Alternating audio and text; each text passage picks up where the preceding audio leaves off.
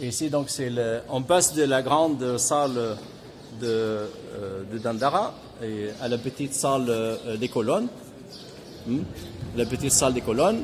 On a une entrée ici qui était fermée avec une grande porte. Et la porte s'ouvrait sur les deux côtés.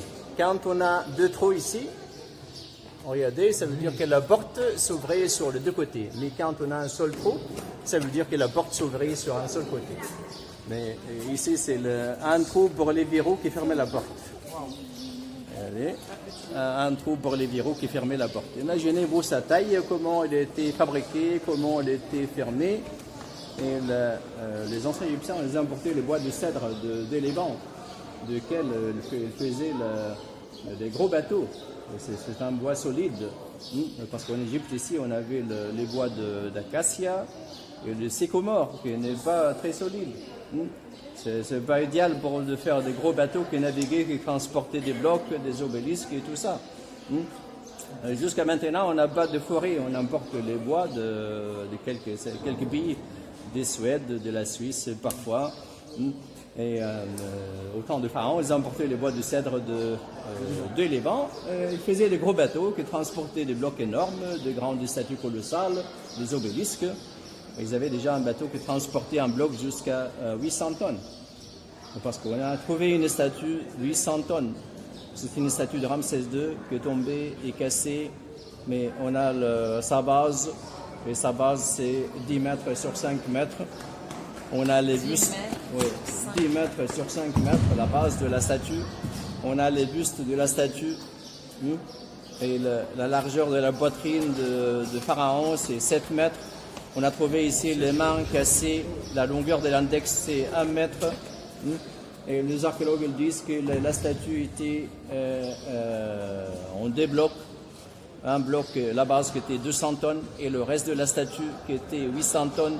Et chaque bloc était transporté sur un bateau d'Assouan jusqu'à Luxor. C'était une distance de 220 km sur les Nils. Ça veut dire qu'ils avaient déjà un bateau qu'ils avaient un bateau qui transportait un bloc jusqu'à 800 tonnes il y a de 3300 ans. Donc ici c'est la petite salle des colonnes. Vous notez que le sol monte d'une salle à l'autre.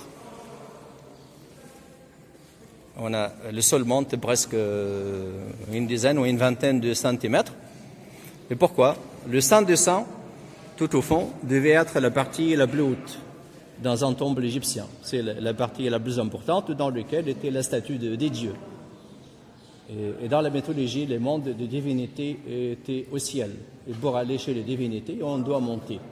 Mais au contraire, quand on visite une tombe, dans la vallée des rois par exemple, vous trouvez que la chambre sarcophage dans laquelle était la momie devait être la plus basse. Donc on descend peut-être une dizaine de mètres, ou une quinzaine de mètres, mais c'est qui descend graduellement pour arriver à la chambre au sarcophage, parce que dans la mythologie, le monde des morts était un monde souterrain sous le sol. Donc c'est pour aller chez les divinités, on doit monter, et pour aller chez les morts, on doit descendre. Même les Égyptiens ils croyaient qu'il y avait deux fleuves, deux autres fleuves. On a notre Nil qui est dans l'axe sud-nord, qui vient du sud, qui verse dans le nord. Mais ils imaginaient qu'il y a un fleuve dans le monde de divinité au ciel, un fleuve céleste. Il y a un fleuve dans le monde des morts, sur le sol. Et ces deux fleuves n'étaient pas dans l'axe sud-nord, mais étaient dans l'axe est-ouest. Le lever du soleil et le coucher du soleil. La vie et la mort. Donc ici, pour aller chez les divinités, on doit monter au monde.